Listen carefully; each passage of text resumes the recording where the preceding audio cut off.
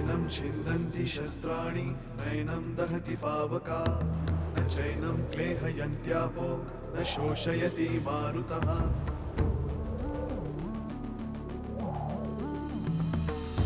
दिवसामागुणरात्र धावते सकाळ संध्याकाळ सूत्रधार जो या साऱ्याचा नामतयाचे काय तयाच्या मनात दडले नकळे कधी कुणा क्षणात होते संभव सारे क्षणापूर्वीचे असंभव असंभव असंभव असंभव. काय आहे तुमच्यात? का का फसवतोयस तू शुभ्राला? जर तत्वच पटली नाहीत तर व्यवहाराचं बोलत काय अर्थ आहे? हे होता कामा नाही. काय होता कामा नाही? नाही नाही झालं पाहिजे. काय नाही नाही. शुभ्रा शुभ्रा तशी गोळ्या देताना थोडी मारामारी झालीच. तिला सतत असं वाटत होतं की मी तिला विष खायला घालते. कसलं पॅकिंग? असं काय करताय? वसईला जातोय ना आपण? हो चालेल. किती? ठीक आहे 3:30 वाजेपर्यंत पोहोचतो मी तिकडे. डील फायनल झाली की ब्रोकरेजचंही ठरवून घ्या लगेच. नाहीतर मागच्या वेळी सारखं व्हायचं. डील व्हायची आणि आमचं ब्रोकरेज राहायचं बाजूलाच. बरं का? हा ठीक आहे ठेवतो मी. राधा ए राधा ताट वाढायला घेऊ? जेवून जाताय ना? हो लगेचच. हा. राधा काय सगळं शांत शांत वाटतंय. प्रथमेश कुठे? शेजारी खेळायला गेलाय. आज खूप खुश आहे तो. काल तर खूप किरकिर करत होता. पण आज त्याच्या मनासारखं झालंय ना म्हणून जाम खुश आहे. म्हणजे मी त्याला सांगितलं वसईला जा म्हणून.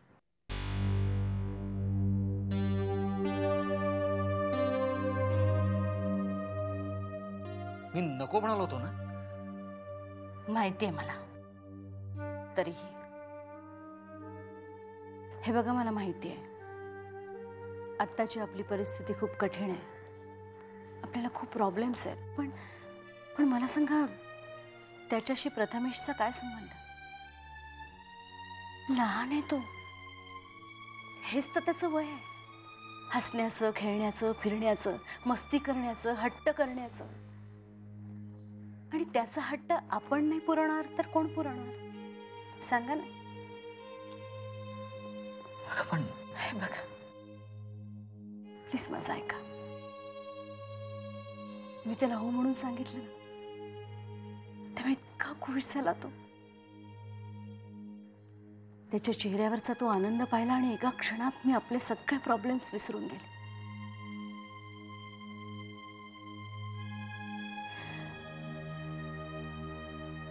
प्लीज त्याला जाऊ द्या.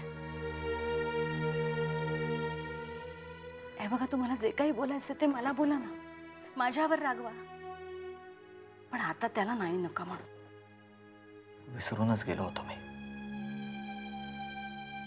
माझ्या कामाच्या गडबडीत धावपळीत मी तुम्हाला विसरूनच जातो.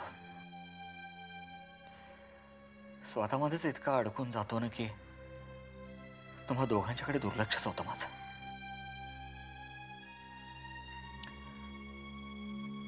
राधा तू जाऊन त्याला सांग बाबा ही हो म्हणालेत म्हणून.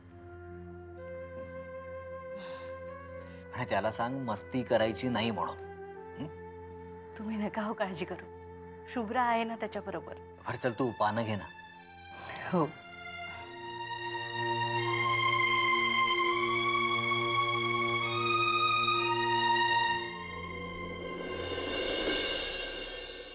एखाद्या गोष्टीची किंवा एखाद्या व्यक्तीची सतत भीती वाटत राहणे आणि त्या व्यक्तीकडून आपल्या जीवाला धोका आहे असं सतत वाटत राहणे ही सगळी पॅरानॉयाची लक्षणं आहेत. यू मीन माझ्या मम्माच्या डोक्यावर परिणाम झालाय? आता कसं आहे सुलेखा, डोक्यावर परिणाम ही अगदी चुकीची टर्म आहे. आपल्या प्रत्येकाच्या डोक्यावर आपल्या आजूबाजूला घडणाऱ्या गोष्टींचा परिणाम होतच असतो. काही गोष्टींचा परिणाम हा फिकट असतो, तो पुसला जातो. पण काही गोष्टी खोलवर परिणाम करतात. आपल्या सरासर विचार करण्याच्या क्षमतेला सुद्धा धक्का पोहोचवतात. तुझ्या आईच्या बाबतीत सुद्धा असंच काहीतरी घडलेलं आहे.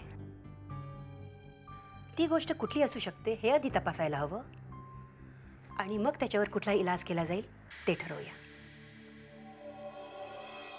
काही दिवसांपूर्वी माझं ठरलेलं लग्न मोडलं. म्हणजे तो मुलगा दुसऱ्याच कुठल्या मुलीशी लग्न करून आला, कोणालाही न कळवता. मला हा शॉक पचवता नाही आला. इनफॅक्ट त्या दिवसापासूनच ती अशी विचित्र. पण त्यामुळे तिने तुझ्याविषयी पॅरानॉइड व्हायचं काय कारण आहे? तुमच्या दोघींमध्ये काही नाही.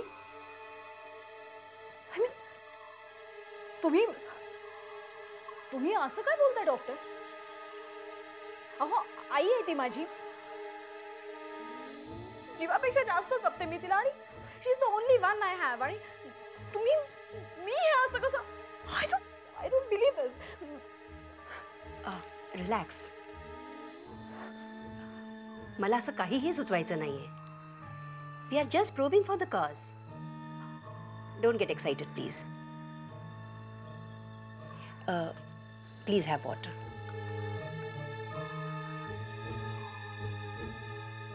थँक्स.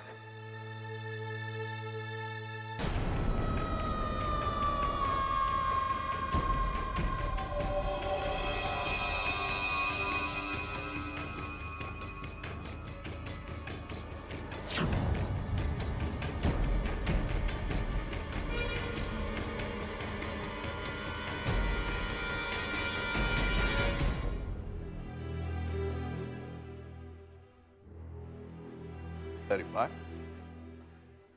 इथे का बसलायस? आज चल. नाही, राहू दे. अरे चल रे. नाही, नको. मी हे द्यायला आलो होतो. काय? कोकणात आधीने माझ्या गाडीचा ऍक्सिडेंट केला होता, त्याच्या रिपेअरचं बिल आहे.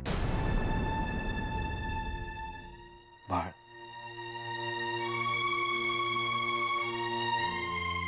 काही चुकीचं करतोय का मी? नाही, काहीही चुकीचं करत नाहीयेस तू. आमच्याकडून नुकसान झालंय तुझं, ते भरून द्यायलाच हवं. तुम्ही नाही, आधीनं.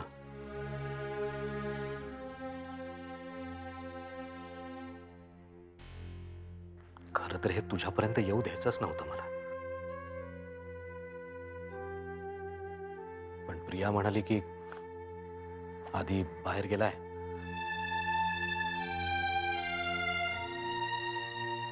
पुन्हा इथे यायला कधी मिळेल माहित नाही. आधीला तू अजून माफ नाही केलंस. मागितली माफी त्यांनी.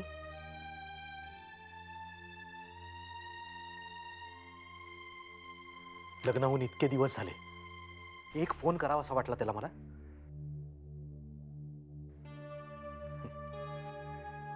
हवं ते सगळं मिळालं त्याला. आता काकाची काय गरज आहे? तसं नाहीये रे बा. आधीच्या मनात आजही तुझ्याबद्दल तितकाच आदर आहे. पुरे. एवढी नको बाजू घेऊस मुलाची.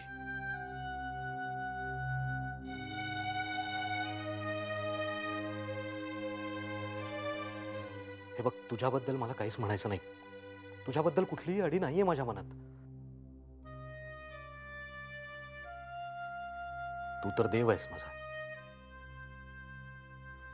बाबांनी केलं नाही इतकं तू केलंस माझ्यासाठी.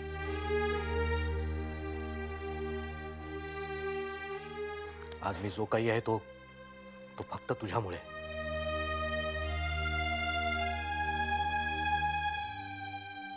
अरे म्हणून तर तुझ्या मुलावर माझ्या मुलापेक्षा जास्त प्रेम केलं मी. काय मिळालं? आधी लहान आहे रे, पण आपण मॅच्युअर्ड आहोत. आणि मी बोलतो ना आधीशी, बाळ, सगळं काही पूर्वीसारखं होईल रे. अरे खरंच होईल.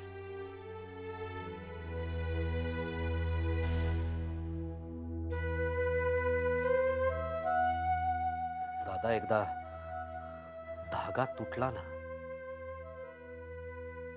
की तुटलाच. मग कितीही जोडायचा प्रयत्न केला तरी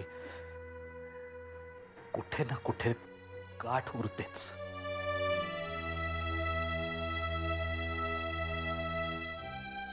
जिव्हाळा संपला रे. व्यवहार तरी पाळतोय का बघूया. काय बोलतोस रे?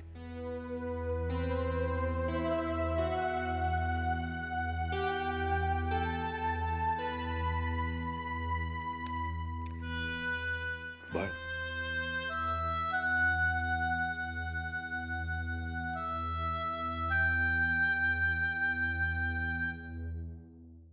दी, मी मम्माला डॉक्टर भडकमकरांकडे घेऊन गेले होते. काय म्हणाले ते? डॉक्टर म्हणाले मम्मा इज पॅरानाइड. तिला लवकरात लवकर ऍडमिट करावं लागणार आहे. ती ओके ठीक आहे. सुलेखा मी येते तिकडे. नाही नाही, घाई करून यायची गरज नाहीये ग. I can manage. अगं सुलेखा, पण तुला पैसे लागतील, तुला मदत लागेल. I am coming there. आहेत पैसे आहेत ती. बरं, आता ती काय करते? आत आहे तिच्या खोलीत. तिला सारखं असं वाटतं की मी तिचा जीव घेणार आहे. सुलेखा, ती मी हे बघ, आपली आई लवकरात लवकर बरी होईल. I hope so. चल, मी फोन ठेवते जेवणाचं बघायला. ती हल्ली मी सगळं जेवण ना बाहेरच ठेवून देते करून. तिला जेव्हा वाटतं तेव्हा ती येते, थोडंसं काहीतरी त्यातलं घेते आणि लगेच खोलीत निघून जाते. स्वतःच्याच घरात स्वतःला कैदी करून घेतलंय ते. You take care. हा, चलो bye bye. See you. Bye.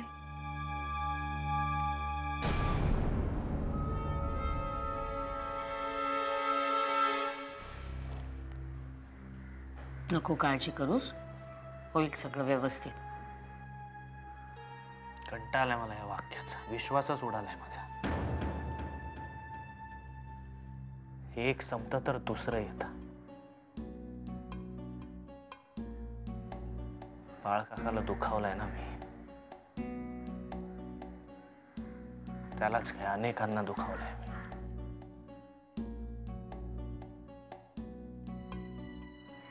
आज यांनी मला परक करून टाकलं. बाबांनी सांगितलं ना, मला खूप लागलं का आई. व्यवहाराचेच संबंध जर त्याला ठेवायचे असतील. हे बघ आधी, अरे माणसं दुखावली गेली की असं अनपेक्षित विचित्र वागतात. पण त्यांच्या म्हणण्याचा वागण्याचा आपण वेगळाच अर्थ काढला तर. काय वेगळा अर्थ निघतो आई? एखाद्याला आपल्याबद्दल असंच वाटत असेल तर आपण काय करणार? मला मान्य आहे, लग्नानंतर मी त्याला फोन नाही केला, त्याची माफी नाही मागितली. पण लग्नानंतर मी काय परिस्थितीतून जात होतो, कुठल्या कुठल्या प्रसंगातून जात होतो हे त्याला माहिती आहे ना.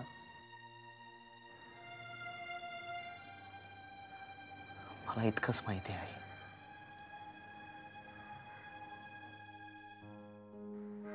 माझ्यासाठी बाळकाका ज्या जागी होता त्याच जागी आहे अजून.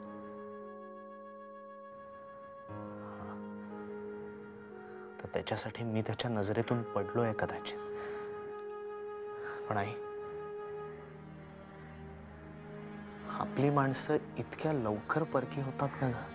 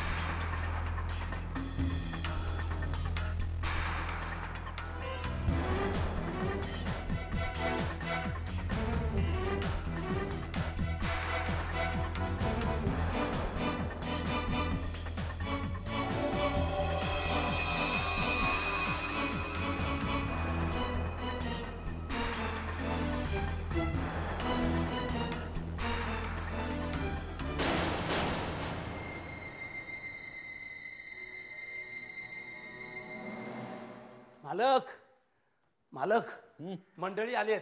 आली? हो. अरे वा वा वा, चला. अरे वा, कोण आलंय बघा. अरे बापू सुद्धा आला का रे तुझा? ये ये ये आदिनाथ. शुभ्रा, कशी आहेस बाळा? आम्ही दोघेही मस्त आहोत. तुम्ही कसे आहात आजोबा? मी पण उत्तम आहे. औक्षवंत व्हा. श्रीराम श्रीराम. अरे चंदू नाही का रे आला? नाही भाई नाही आला, आम्ही दोघंच आलो. हो, बर बर. मग प्रथमेशला बरं पाठवलं राधेनं. शुभ्रा बाईसाहेबांच्या देखरेखीखाली पाठवलंय. छान छान छान. अरे आधी चल विहिरीवर चल, पाणी काढून देतो. 2 तांबे अंगावर घेतलास ना तर तुला एकदम फ्रेश वाटेल इथे. चल. तुम्ही पाणी काढून देताय? अहो मी तर विचार करत होतो डायरेक्ट विहिरीत डाईवच मारायची. नको नको रे बाबा. अरे पाणी खूप खोल गेलंय विहिरीचं. आणि लहान आहेस का तू आता?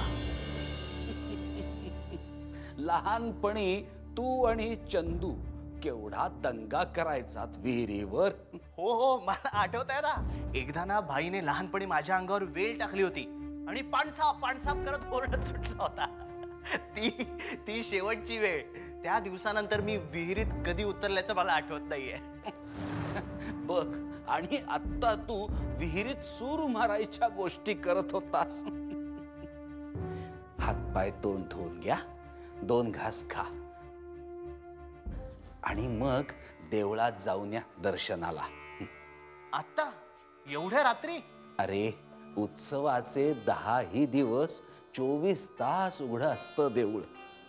आत्ता आलाच आहात तर दर्शन घ्या, पण ओटी मात्र भरू नका. उद्या सकाळी ओटी भरायची. जमलं तर मी देखील येईन हो देवळात. जा ग शुभ्रे, नाहीतर हा शुंभ रात्रभर इथे जुन्या आठवणी काढत बसेल.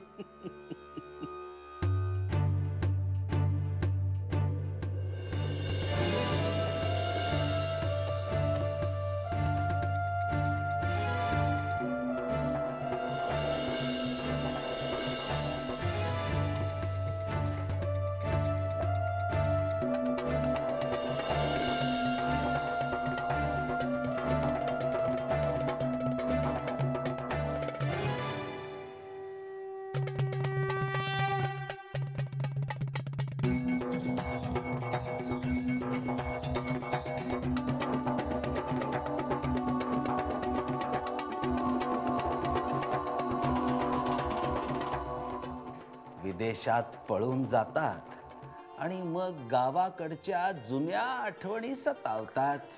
हो ना रे? विष्णू काका पाणी काढताय ना, इथे काय? चला चल रे प्रथमेश, तूही चल.